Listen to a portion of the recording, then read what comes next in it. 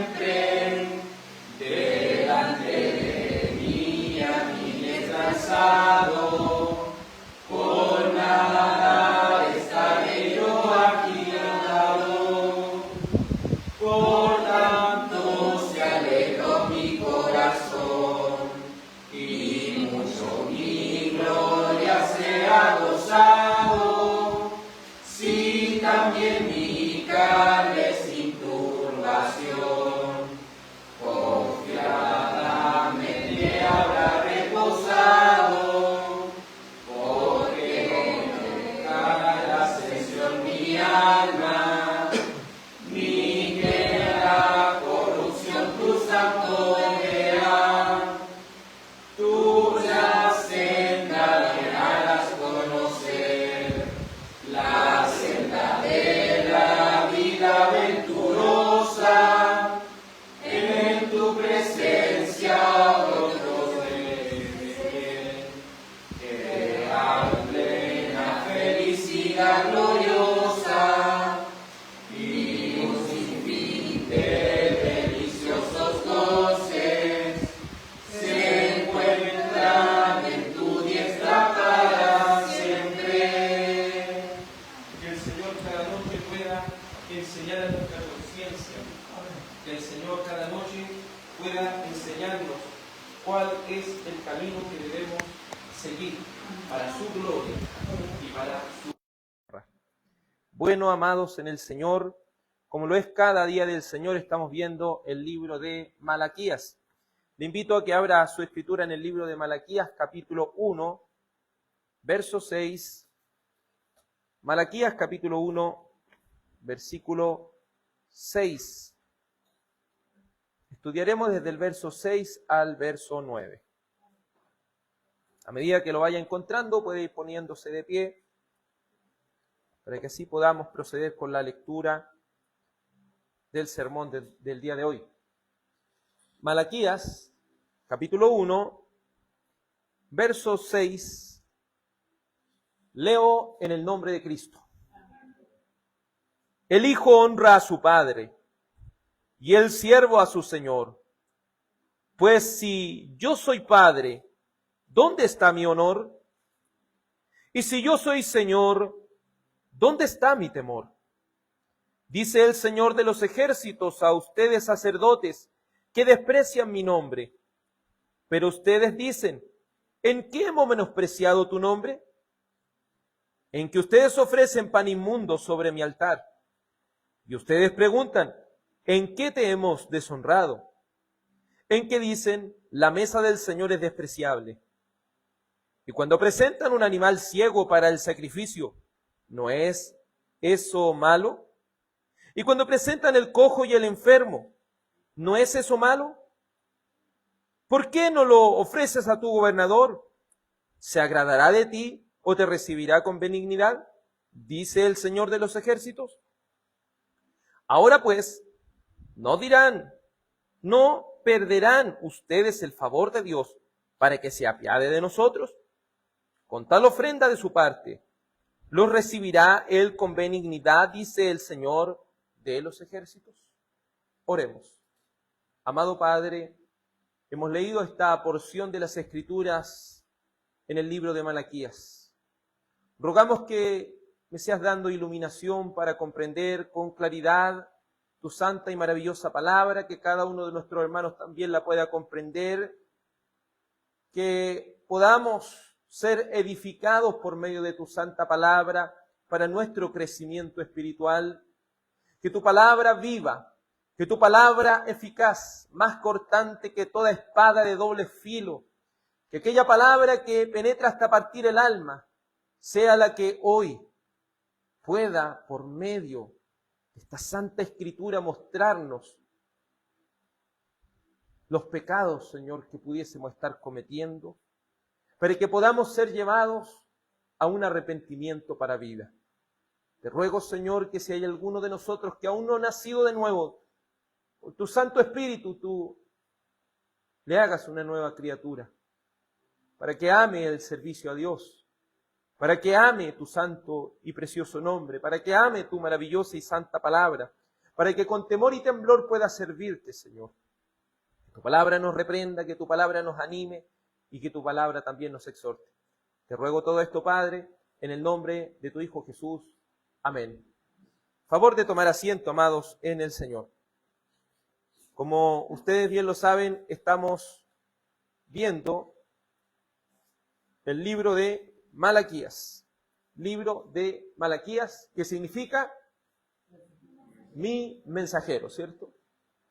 Este es el último de los profetas antes de la venida de nuestro Señor Jesucristo. El último de los profetas de los cuales después de él vinieron 400 años de silencio, en el cual no se levantó ningún profeta más, hasta que se levantó nuevamente, ¿cierto?, Juan el Bautista. Malaquías, que quiere decir mi mensajero, le toca hablar a un pueblo que ya estaba desesperanzado, un pueblo que estaba en pésimas condiciones, un pueblo que ya se estaba olvidando de las cosas de Dios. Pero gracias le damos al Señor que Él siempre preserva y guarda un remanente escogido por gracia. Anteriormente concluimos que Dios muestra su amor a su pueblo a través de su palabra revelada. Segundo, hay que ser muy mal agradecido con Dios para actuar caprichosamente, pensando que las promesas de Dios deben ser cumplidas en nuestro tiempo. Tercero, este pueblo debía ser agradecido de que Dios tuviese tal amor con ellos, pues siendo un pueblo tan insignificante y tan pecador, incapaces de colaborar con méritos para su redención, no tenían posibilidad alguna, así como ninguno de nosotros tiene aquella posibilidad. Punto número 4, no debemos ser malagradecidos aún en las circunstancias desfavorables. Sigamos contemplando el gran amor con el que Dios nos ha amado por medio de su Santo Hijo. Quinto, cuando Dios visita el pecado en general, es decir, el de los elegidos como aquellos que no lo son, siempre modera su ira hacia sus escogidos y pone límites en su severidad. Sexto, Dios es soberano sobre toda la tierra y no solo dentro de los límites de Israel. Él es fiel a sus promesas y no hay nada ni nadie que pueda estorbarlas o retrasarlas. Ellos solo debían confiar que Dios a su debido tiempo traería a esas promesas su fiel cumplimiento. Hoy analizaremos, como le dije anteriormente, desde el versículo 6 al versículo 9, donde se le habla a los sacerdotes principalmente. Pero al hablarle a los sacerdotes también le está hablando al pueblo. Así que no podemos obviar también esa parte. En primer lugar, veremos que el nombre de Dios es despreciado. En segundo lugar, los sacerdotes han despreciado a Dios. Y en tercer lugar, veremos el resultado de despreciar a Dios. Como primera parte, veremos que el nombre de Dios está siendo despreciado. Dios le muestra al profeta por medio de su pacto cómo ellos han quebrantado. ¿Qué mandamiento aquí? Veamos lo que dice verso 6. El hijo honra a su padre y el siervo a su señor. Pues si yo soy padre, ¿dónde está mi honor? ¿Qué mandamiento es ese? Honra a tu padre y a tu madre. Ese es el quinto mandamiento. Y por medio de este quinto mandamiento les ilustra a ellos que si Dios es su padre, y decimos nuevamente recalcando, Dios no era solamente padre de los sacerdotes, sino que era padre también de todo el pueblo. Por lo tanto, si hay algo que merece un padre, una madre, es honor, es honra, es respeto. Si hay algo que merecen ellos, es esto. Y aquí el Señor le coloca esta ilustración. Si el hijo honra a su padre y el siervo, el esclavo a su señor, si yo soy padre, ¿dónde está mi honor? Ellos, de una u otra manera, se hacían los desentendidos y decían, ¿En qué hemos despreciado tu nombre? Recuerde que aquí hay contenidas 7 preguntas arrogantes, preguntas soberbias, preguntas que intentan cuestionar a Dios. Pero ellos debían, de una u otra manera, entender que el Padre Celestial merece toda honra y toda gloria. No debemos limitar los mandamientos. Si la palabra nos dice honra a tu padre y a tu madre, también nos está diciendo respeta a tu jefe en el trabajo. También nos está diciendo respeta a tus vecinos. Respeta a todas las personas que estén en autoridad, respeta a tu presidente. Eso nos llama la palabra de Dios.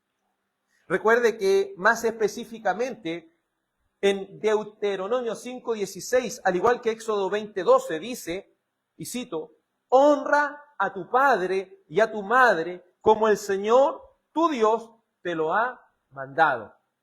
Entonces decimos que esto es una ordenanza de Dios. No es algo que se deba de alguna manera transar. Honra a tu padre y a tu madre, porque Dios es quien te lo manda. ¿Y qué promesa hay? Dice, para que tus días sean prolongados y te vaya bien en la tierra que el Señor tu Dios te da.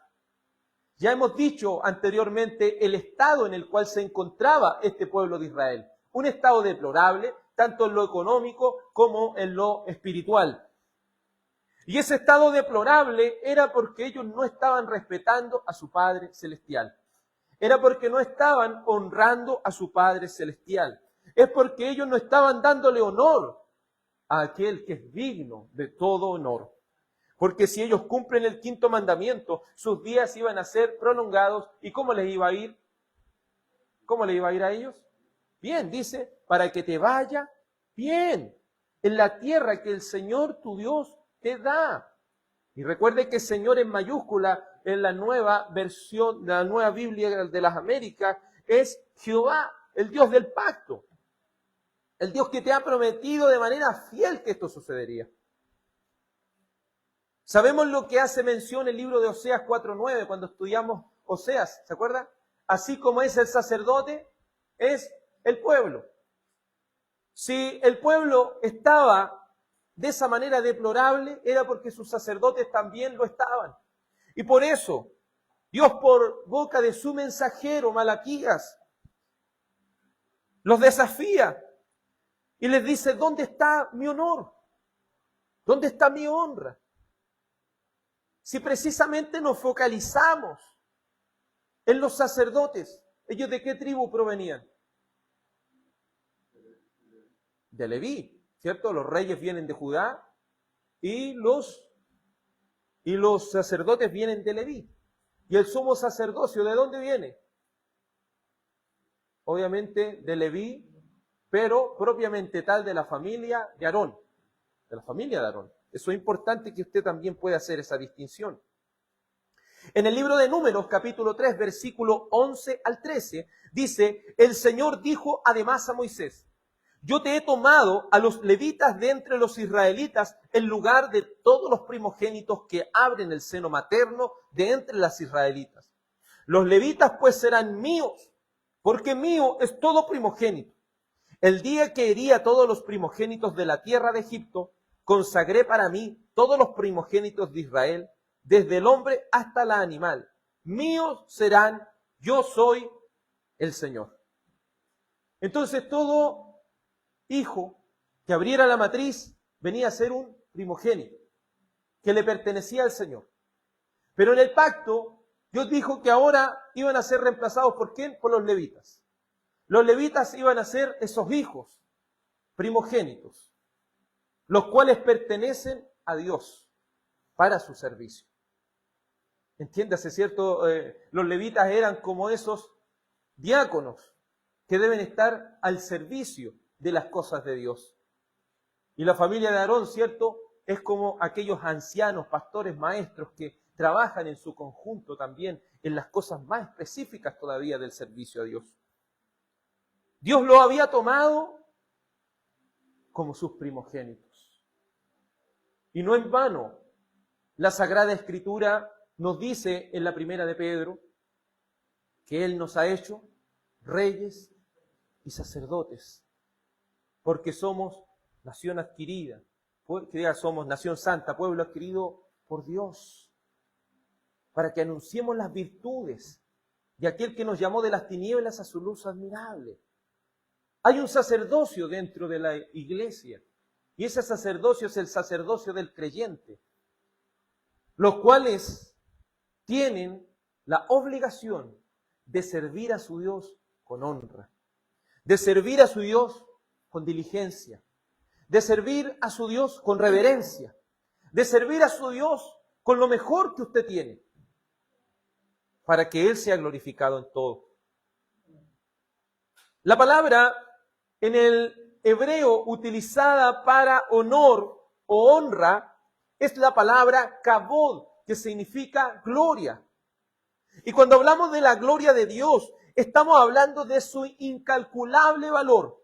Cuando hablamos de la gloria de Dios, estamos hablando de su incalculable poder, de su incalculable esplendor, de que Él debe ser reconocido como lo más valioso que un ser humano puede tener.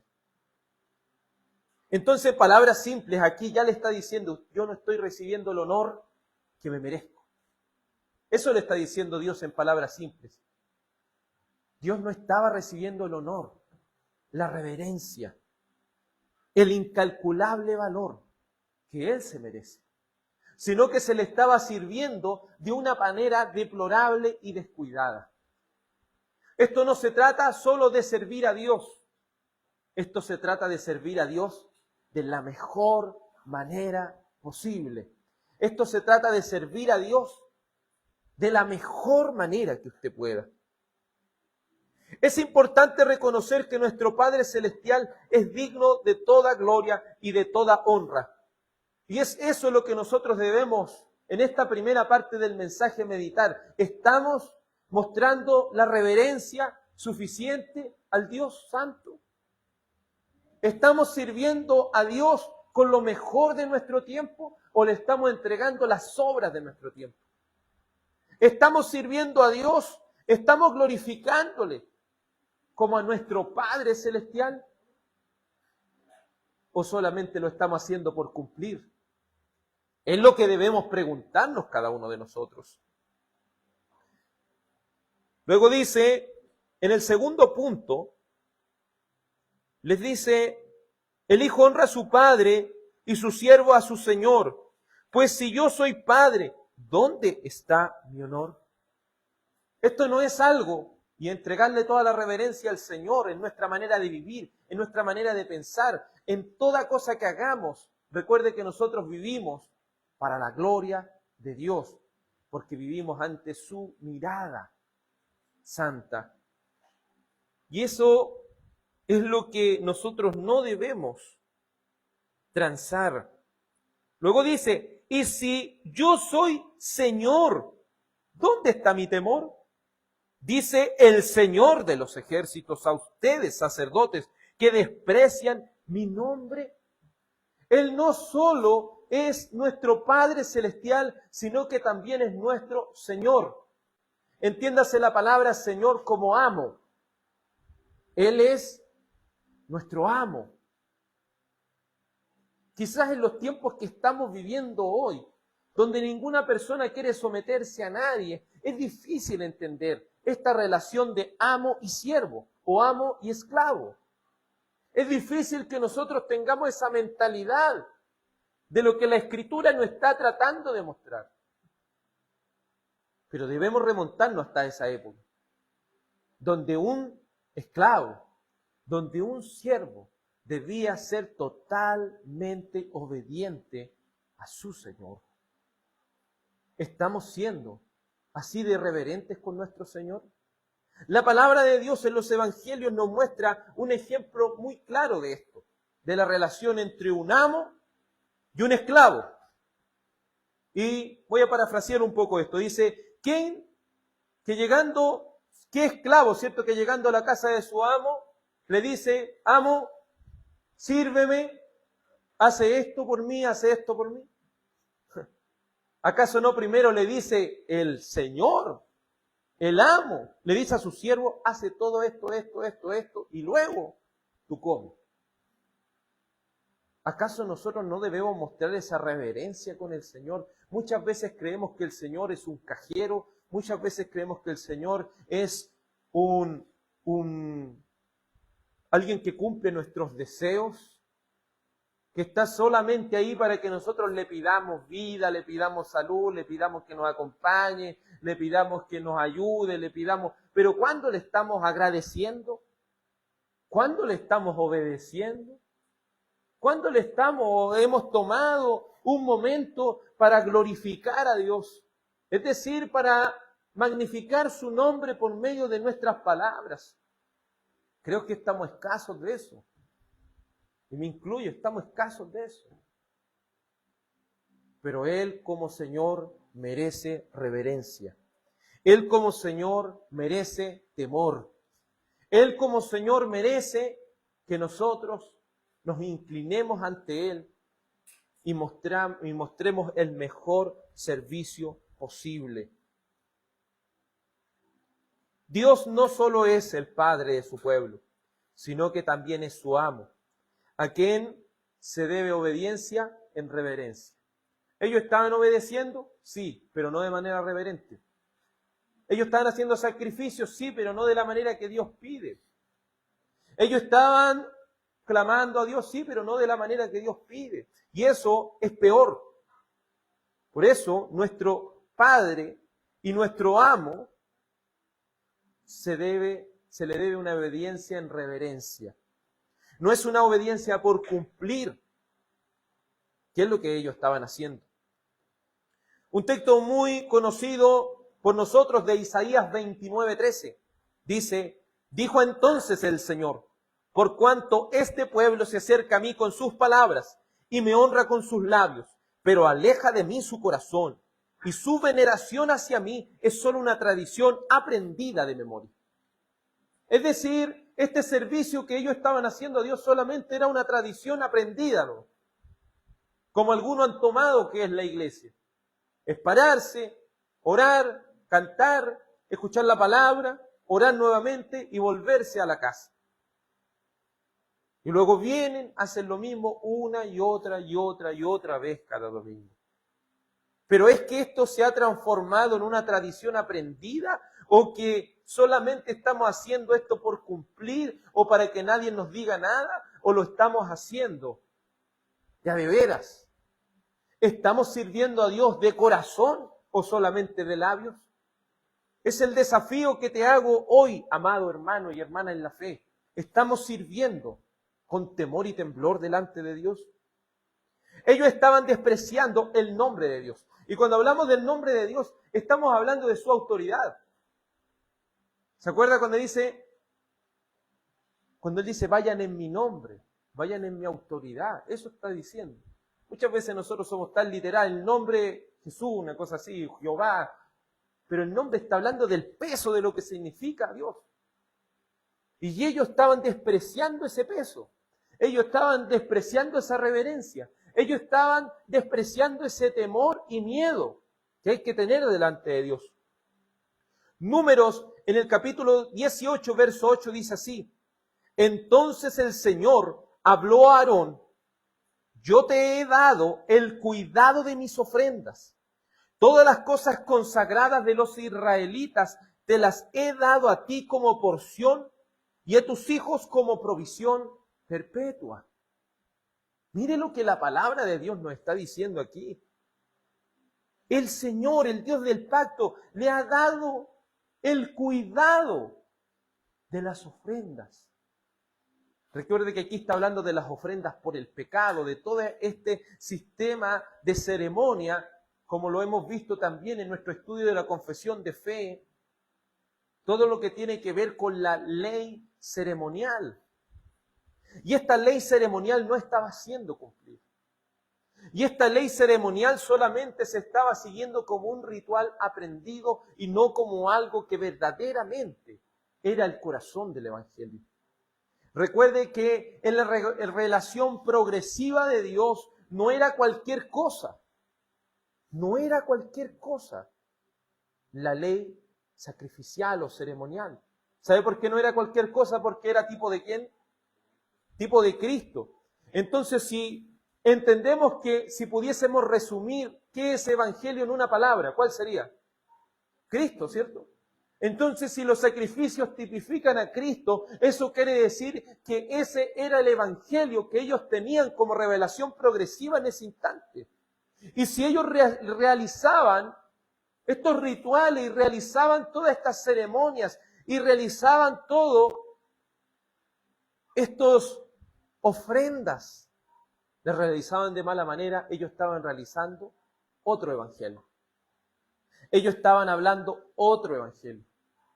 Tal como Gálatas capítulo 1, verso 8 dice, si alguno predica otro evangelio sea anatema. Es decir, recibe la maldición apostólica todo aquel que predica otro evangelio diferente. Y solamente el hacer lo que ellos estaban haciendo, sacrificar animales por sacrificarlos nomás, es cambiar el sentido de lo que verdaderamente significa servir a Dios. Era la responsabilidad de cada persona del pueblo, sea sacerdote, sumo sacerdote, sea una persona normal de la nación de Israel, sea incluso extranjero, era su responsabilidad de servir al Dios del pacto con total temor y temblor, ya que ellos estaban bajo una alianza, bajo un contrato con su Dios, el cual Dios le había dicho que debían servirle. No de cualquier manera, sino sean santos como yo soy santo. Era algo complejo, pero para algo había dejado él los sacrificios. Por otra parte, era la responsabilidad de los sacerdotes, y más precisamente de los sumos sacerdotes de la línea de Aarón, estar al cuidado de las ofrendas, estar al cuidado de lo que era el corazón de este evangelio. Porque si ellos se descuidaban, todo el pueblo también se iba a descuidar de las cosas de Dios. Ellos debían exigir al pueblo. ¿Qué debían exigir? ¿Cómo debían llegar esas ofrendas? Hemos leído casi todos la Biblia ya casi completa. Entonces creo que ya tenemos el entendimiento suficiente para poder responder esta pregunta. ¿Cómo debían ser esas ofrendas que traía el pueblo? ¿Cómo? Sin mancha, sin tacha. Debían ser puras y perfectas. Por lo cual, ¿quiénes debían examinar de que esto fuera así? Los sacerdotes. Pero ellos, si no lo están haciendo, ¿qué es lo que pasa? El pueblo empieza a entender que el evangelio es otra cosa. Porque ellos mismos no lo están creyendo de corazón. El libro de Números, capítulo 19, versículo 1 y 2 dice, después el Señor habló a Moisés y a Aarón. Este es el estatuto de la ley que el Señor ha ordenado. Dile a los israelitas que te traigan una novilla alazana sin defecto, que no tenga manchas, sobre la cual nunca se le haya puesto yugo. Lo que Dios exige es cualquier cosa, lo perfecto. Porque ese sacrificio de Cristo, ¿cómo debía ser? ¿Cómo debía ser? Perfecto. Porque si ese sacrificio no era perfecto, ¿cómo pudiésemos ser salvos? Y así mismo los israelitas que estaban en ese tiempo de Malaquías, aún Cristo no había venido. Y ellos debían entender que el sacrificio de aquel Mesías que vendría debía ser un sacrificio perfecto. Pero si ellos estaban ofreciendo cualquier cosa, ellos estaban cambiando el evangelio como que era cualquier cosa, era por hacerlo, ¿no? Era porque era una tradición solamente. Debemos tener en cuenta que nuestro servicio a Dios es sumamente importante. Si no le estamos sirviendo como corresponde, estamos pecando delante de Él. Estamos despreciando su nombre, es decir, su autoridad. Su autoridad ha delimitado lo que debemos hacer y lo que no debemos hacer. Lo mismo en la orden del culto. Si nosotros hacemos cosas en el culto, es porque eso lo ha ordenado ¿quién?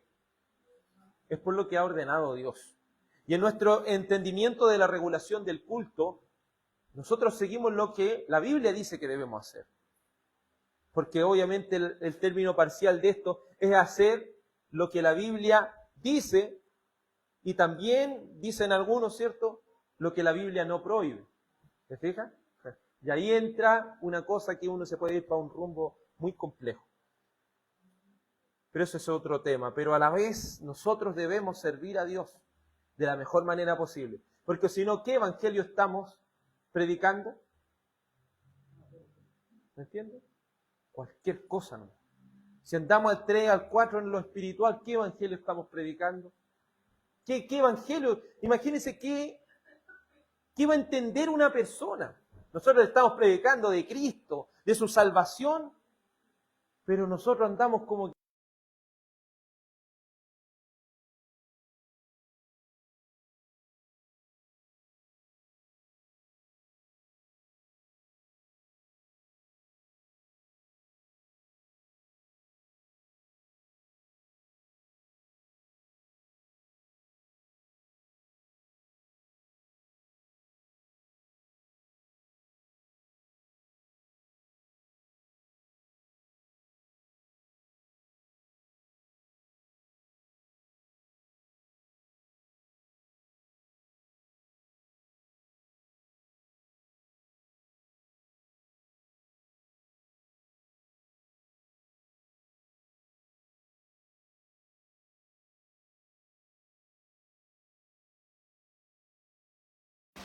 sacrificio vivo y santo y aceptable a Dios, que es el culto racional de ustedes. Es decir, lo que nosotros le presentamos a Dios como servicio es un culto racional. Es decir, no es algo como descabellado, es algo que uno lo medita. Pero no solo eso, sino que debe ser algo aceptable a Dios. ¿Estamos presentando un sacrificio aceptable a Dios en nuestra manera de vivir? En el mismo culto que estamos viviendo hoy, estamos asistiendo, estamos siendo aceptables delante de Dios. Y dice, y no se adapten a este mundo, sino transfórmense mediante la renovación de su mente. Como ese programa siempre Nancy Stroll, renovando tu mente. Constantemente nosotros, ¿qué debemos estar haciendo? Renovando nuestra mente para no adaptarse a las cosas de Dios. Si usted y yo no estamos constantemente bajo la palabra, bajo la oración, bajo el estudio de la palabra, bajo el congregarse, si no estamos dentro, no vamos a renovar nuestra mente. Y si no renovamos nuestra mente, nos vamos a empezar a adaptar a las cosas de este mundo. Y si somos salvos, y si hemos sido salvados, vamos a tener graves consecuencias. Harta disciplina de parte del Señor. Si no hemos sido salvos, obviamente eso va a endurecer más el corazón. Luego dice, para que verifique cuál es la voluntad de Dios. Usted ha verificado por medio de las Escrituras que estamos haciendo la voluntad de Dios. ¿Y cuál es la voluntad de Dios? Lo que es bueno, lo que es aceptable y lo que es perfecto. ¿Cuál es el estándar que Dios pide para la adoración? Lo bueno, lo aceptable y lo perfecto. ¿Estamos sirviendo a Dios con temor y reverencia? ¿De manera aceptable como Él lo ha ordenado? Pasemos al segundo punto. Los sacerdotes han despreciado a Dios.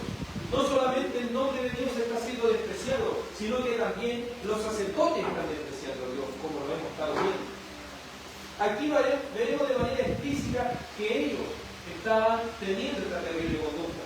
Volvamos a Malaquías capítulo 1, verso 6 dice, el hijo honra a su padre y el siervo a su señor. Pues si yo soy padre, ¿dónde está mi honor? Y si yo soy el Señor, ¿dónde está mi temor? Dice el Señor de los ejércitos a ustedes sacerdotes que desprecian mi nombre. Pues ustedes dicen, ¿en qué hemos despreciado tu nombre? Entonces ellos se hacen esa pregunta. Señor, ¿pero quién hemos despreciado? ¿No es acaso una respuesta de un corazón endurecido? ¿No es acaso una respuesta de un corazón que no quiere servir al Señor, sino un corazón que quiere hacer las cosas por hacerlas? Y hacen esa pregunta tan arrogante, tan soberbia, tan falta de arrepentimiento, que en realidad lo único que hace es incrementar la ira de Dios. Pero el Señor, que es tan misericordioso y clemente, se da el tiempo de responder esta pregunta tan infame, de responder esta pregunta tan malagradecida, ¿cierto? Y dice el verso 7, ¿saben que ustedes están despreciando mi nombre? En que ustedes ofrecen pan inmundo sobre mi altar. Y ustedes preguntan, ¿en qué te hemos deshonrado? En que dicen la mesa del Señor es despreciable. Entonces los sacerdotes que debían preocuparse de las ofrendas, ¿y qué? ¿Qué debían preocuparse? Que esa ofrenda viniera, que esa ofrenda fuera perfecta, acertada y buena, perfecta,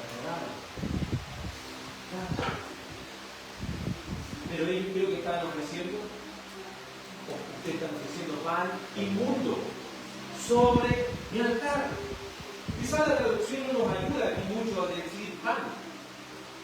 En el comentario al texto hebreo de Kei y Yertich dice lo siguiente: no debe ser entendido pan como el pan de la preposición, sino como leshem en hebreo, lo que significa comida. Por lo tanto, debe ser entendida como la carne sacrificial que se ofrecía en el altar. Hasta aquí la cita.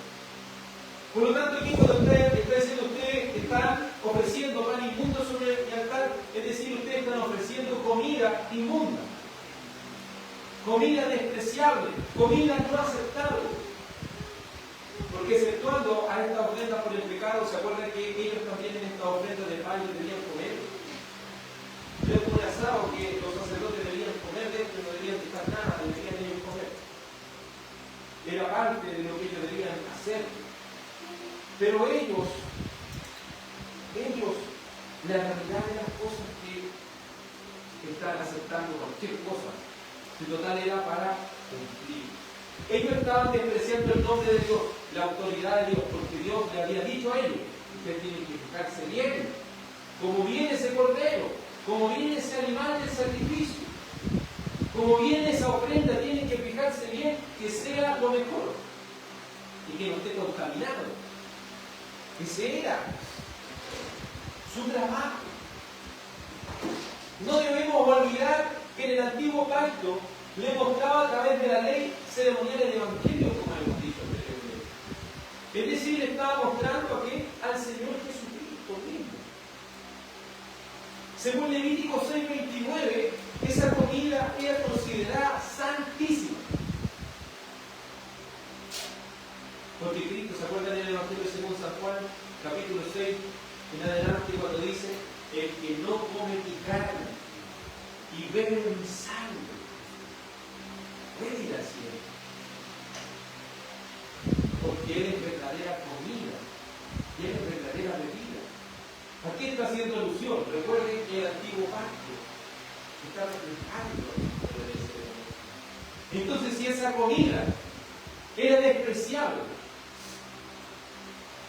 estaba diciendo en última instancia que quién era despreciable. Entonces al final no es lo que uno diga, no es que una persona diga: no, Cristo es despreciable, porque nadie en su sano juicio diría eso. Pero cómo estamos haciendo las cosas en lo que refiere, cuánto amamos a Dios, cómo nos estamos comportando en lo que nos refleja a nosotros, cómo estamos haciendo las cosas delante de Dios. 1 Corintios 10:15 dice: os hablo como a sabios, juzgad vosotros lo que digo. La copa de bendición que bendecimos no es la participación en la sangre de Cristo. El pan que partimos no es la participación en el cuerpo de Cristo. Puesto que el pan es uno, nosotros que somos muchos somos un cuerpo, pues todos participamos de aquel mismo pan. Considerad al pueblo de Israel: los que comen de los sacrificios no participan del altar.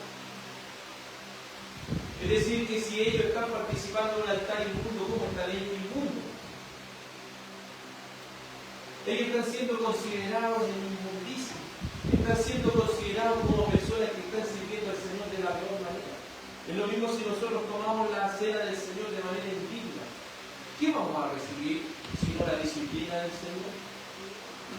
Por estar no examinándonos a nosotros mismos, por tomar las cosas a la ligera.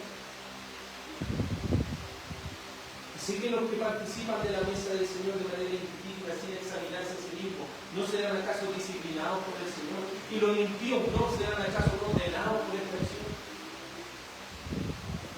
Sirvamos a Dios con temor y temor. Sirvamos a Dios considerando nuestra manera de vivir.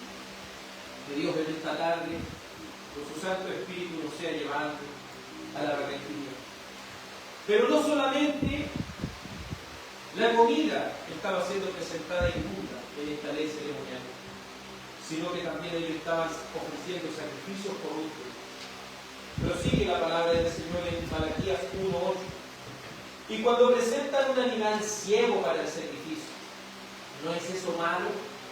Y cuando presentan el cojo y el enfermo, ¿no es eso malo? ¿Por qué no lo ofrece al gobernador? ¿Se agradaría de Dios de recibir con benignidad, dice el Señor de los ejércitos? ¿Y que sabe cómo somos como seres humanos, amados del Señor? El ser humano a veces somos tan que nosotros queremos hacer las cosas para la vista. Oye, si le importa, si al gobernador le va a ofrecer lo mejor, pero el Señor, en última instancia ellos están diciendo que no creen en el Señor, porque se preocupa más bien que no me vea el pastor, que no me vea el hermano, que no me vea que no me vea esta otra persona, pero no se están preocupando que vivimos bajo la mirada del Señor. ¿Por qué hay personas que le tienen más temor al hombre que al Señor? ¿Qué están queriendo decir que su servicio es un servicio al hombre para ser visto y no están sirviendo al Señor de corazón y en verdad? Levítico 22, verso 22 al 25 nos muestra que no debía ofrecerse sacrificio con talla, porque eran considerados inmundos, porque eran corruptos y no aceptables delante de Dios. Recuerden que quien fue sacrificado fue Cristo, y Él no debía tener ni siquiera un pecado, porque si Él había cometido un pecado, la salvación hubiese sido posible. No, porque para ser declarados justos, debemos ser declarados justos por una justicia perfecta, por una justicia sin mancha, por una justicia sin tacha. Pero en la revelación del Evangelio que ellos tenían hasta ese instante, ellos traían un cordero ciego. Ellos traían un animal enfermo. Es decir, ellos no es que no tuvieran, sino que ellos estaban ofreciendo lo peor porque decían, tengo todos estos corderitos, que igual tienen que sacar uno para hacer esto, ya. Pero ellos los ciegos, ya, si yo le pago un tiempo. Y el sacerdote que tenía que recibir esto, ya no importa si por lo menos lo trajiste, hiciste el esfuerzo. Oiga, hermano, hay veces que eso es lo que a mí me apena en estas cosas. Si no va a hacer las cosas del Señor de la mejor manera que usted pueda, mejor no lo hagamos. Si no vamos a esforzarnos en las cosas del Señor de la mejor manera posible, mejor no lo hagamos. Porque si no estamos haciendo doble pecado. Uno no lo estamos haciendo como el Señor quiere y otro lo estamos haciendo mal. Tenemos la obligación de hacer las cosas, pero eso no significa que las hagamos de cualquier manera. Estos sacrificios son parte del corazón del Evangelio revelado en el Antiguo Testamento. Debía reflejar al mismo Hijo de Dios. Por eso la corrupción del sacrificio es un ataque al mismo Evangelio. Es pisotear la sangre de Cristo. Es tener por inmunda esa sangre. Hebreos capítulo 10, verso 26 al 29 dice: porque si continuamos pecando voluntariamente después de haber recibido el conocimiento de la verdad, ya no quieras ser un sacrificio por el pecado. Es decir, tú que quieres servir a Dios de manera hipócrita, estás haciendo mal. Porque si continúas en eso, te estás mostrando que no hay sacrificio para ti. Porque si ni tú estás apreciando y reverenciando este sacrificio, eso quiere decir que no le sirve para nada de gracia. Ya no queda sacrificio alguno por los pecados, sino una horrenda expectación de juicio y de furia de fuego que ha de consumir a los adversarios. Si en el antiguo pacto cualquiera que viola la ley de Moisés muere sin misericordia, ¿cuán mayor castigo piensa que merecerá el que pisotee bajo sus pies al Hijo de Dios y ha tenido por inmunda la sangre del pacto por la cual fue santificado, ya ultrajado al Espíritu de gracia? Si en el Evangelio que estaba oculto, que estaba revelado de una manera a veces tan difícil de entender, y si alguien con esa revelación que había hasta ese momento pecaba contra el Señor, tenía que morir sin misericordia, y sin misericordia había que matarlo. Usted puede ver que los israelitas llevaban estos sacrificios, pero eso era por pecado sin intención. No era por esas personas que las pillaban pecando voluntariamente. A los que pillaban pecando voluntariamente había que matarlos. Matarlos. Y aquí le dice, ¿cuánto mayor castigo piensa el que va a recibir una persona que tenga por inmunda la sangre de Cristo, que ultraje al Espíritu Santo? Entonces no crean que esta cosa es cualquier comportamiento. El escritor del libro de los Hebreos puede decir en el verso 31, horrenda cosa que hay en las manos de Dios divino. Es horrendo jugar con Dios. Con Dios no se puede, porque las peores consecuencias son para aquellos que pretenden siquiera creer que podrán jugar con Dios. Debiéramos temblar ante la terrible advertencia de que aquel que predica otro evangelio es alguien que está allí. Pero aterrador que ellos estaban presentando un evangelio diferente, y eso debía recibir un juicio tremendo de parte de Dios. Pero Dios, en su gran misericordia, pudiendo destruir inmediatamente ese pueblo bajo la ira, como Juan Calvino, ¿cierto?, había dicho, cuando Dios va a disciplinar a su pueblo, se libre. Les va a doler, pero se libre. En cambio, cuando Dios enjuicia a los impíos, ahí solamente queda la ira de Dios, el lloro del Espíritu de Dios. Por eso damos gracias a Dios que ha tenido tanta misericordia, porque si no hubiésemos estado justificados por medio de Cristo, hoy día mismo podríamos estar en el infierno. Y por último, punto número 3, el resultado de despreciar a Dios.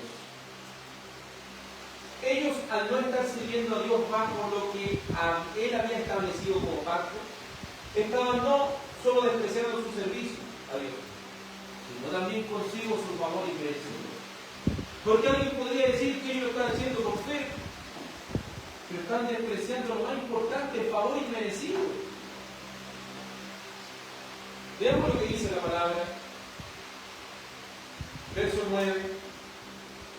Ahora pues, no pedirán ustedes el favor de Dios. Perdón. Ahora pues, no perderían ustedes el favor de Dios para que se apiaden de nosotros con tal ofrenda de su parte. Lo recibirán con benignidad, dice el Señor. Ay, piense por un momento. ¿Usted cree que el Señor va a derramar su favor sobre alguien que está despreciando su evangelio?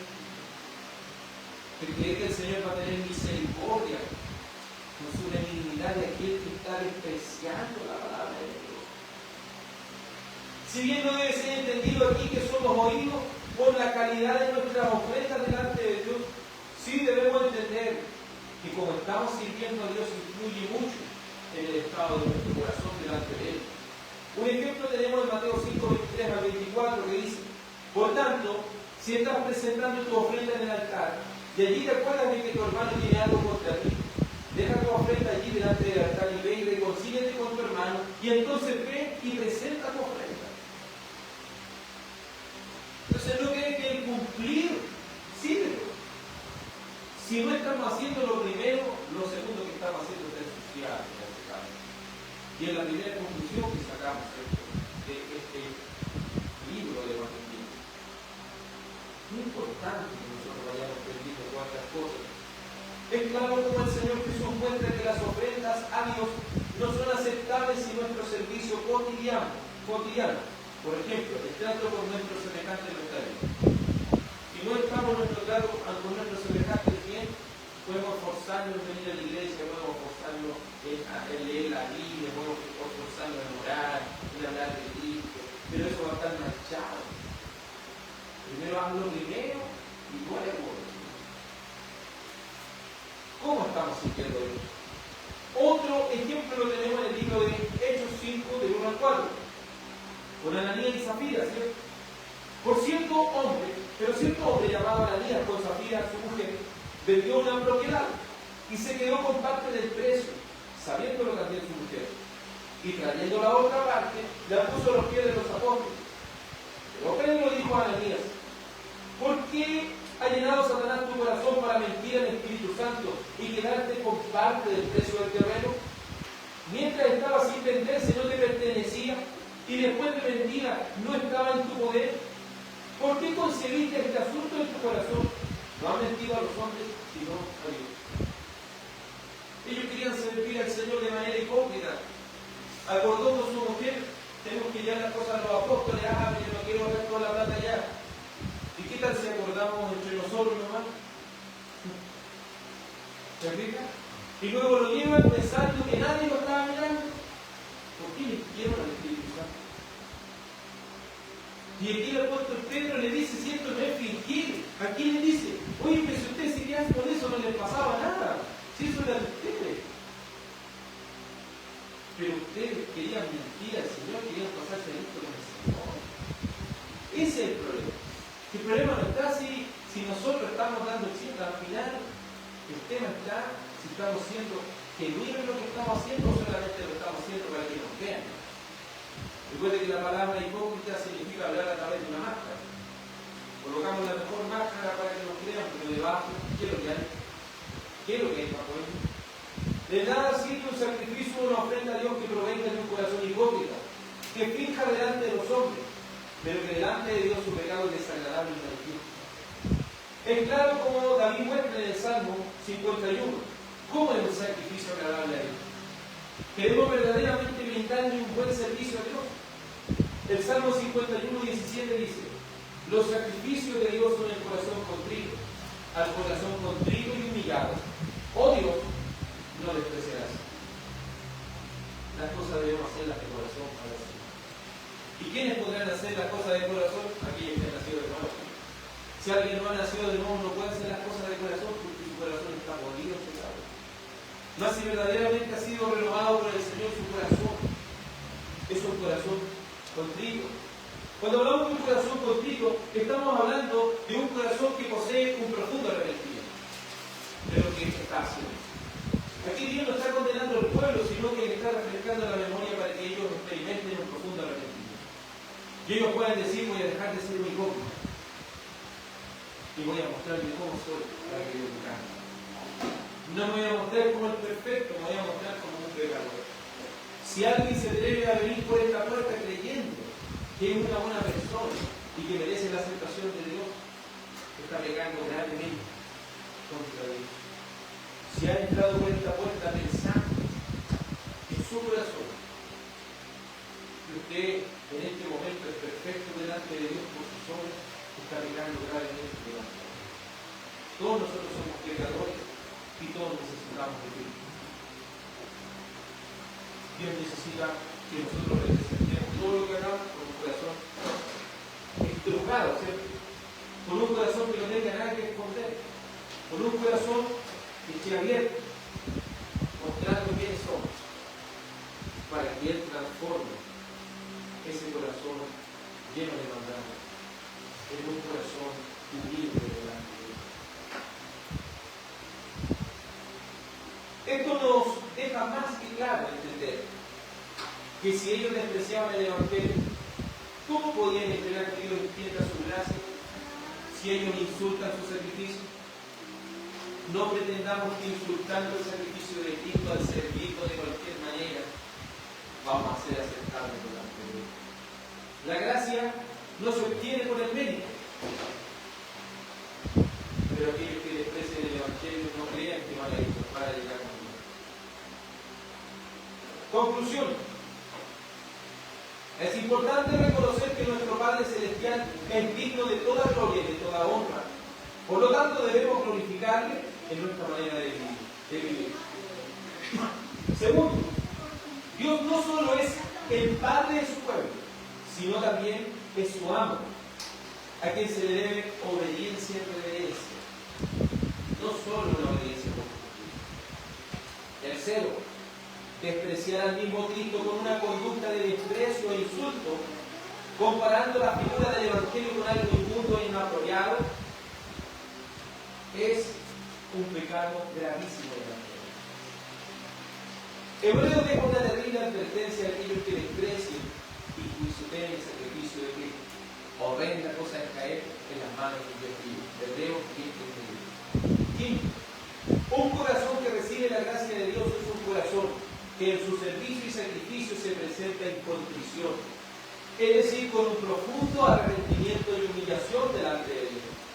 Todo lo contrario es un corazón hipócrita, del cual nunca el Dios invencible le recibirá con piedad y buena voluntad. Y por último, sexto punto, si ellos desprecian el Evangelio, ¿cómo pueden esperar que Dios extienda su gracia si ellos mismos son los que insultan su sacrificio? Hasta aquí el mensaje y el sermón del día del Señor. Amén. Oremos a nuestro amado Dios Santo. Reconocemos nuestros pecados delante de ti. Reconocemos cada uno de nosotros, absolutamente cada uno de los pecados que hemos cometido. Reconocemos que aún debemos mejorar nuestro servicio a Dios. Debemos entregarle lo mejor que tenemos, lo mejor de nuestro tiempo, mejor, con un corazón que se humille, con un corazón que no tiene nada que esconder, con un corazón renovado por el Santo Espíritu de Dios que lo ha hecho una nueva criatura, con un corazón que experimente un arrepentimiento para la vida, un arrepentimiento profundo y verdadero, porque esa fe y arrepentimiento nos lleva a confiar plenamente en la gracia de Dios. Ayúdanos, Señor, a no solo predicar el Evangelio, sino que también vivirlo para tu gloria. No queremos que al estar en este culto te presentemos lo peor. No queremos que se nos diga como aquella carta a los Corintios, ustedes no se están reuniendo para lo mejor, sino para lo peor. Padre, ten piedad de nosotros. Llévanos al arrepentimiento. Nos has hecho reyes y sacerdotes para nuestro Dios, como dice el libro de Apocalipsis. Debemos presentarte los mejores delante de ti. Permítenos ser olor fragante a tu presencia, Señor, en todo lo que hacemos, para tu gloria, por medio de Cristo.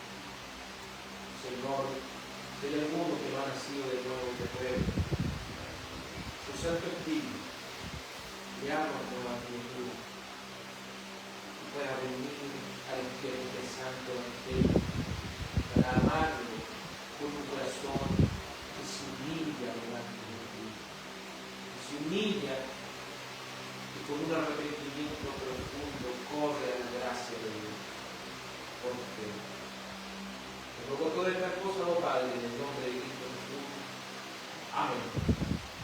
Vamos a entonar un nuevo salmo a nuestro Señor para así estar recibiendo ya la bendición.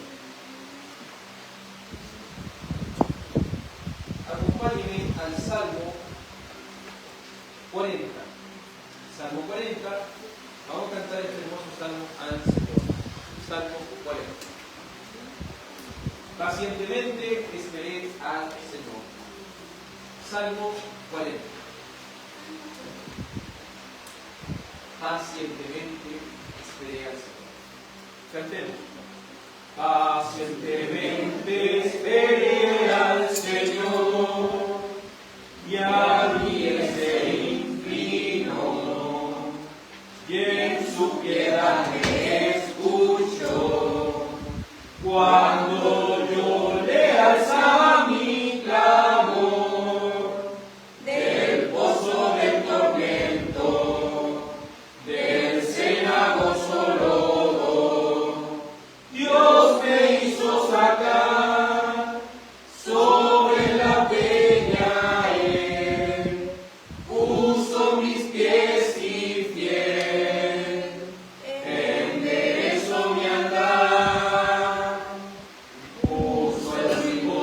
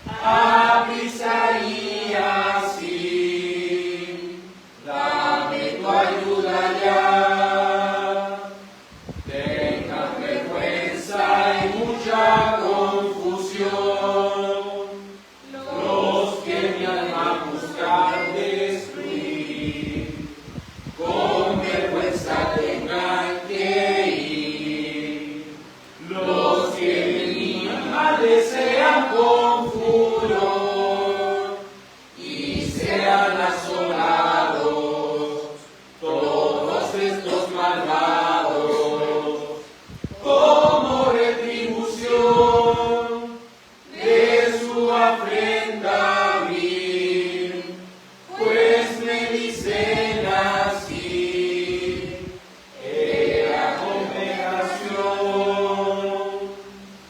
voces señales de ti, los que te buscan con fervor y los que aman tu salvación, digan sean alzados y aunque yo esté afligido y muy necesitado, Dios pensará en mí, es mi ayudador y mi libertador,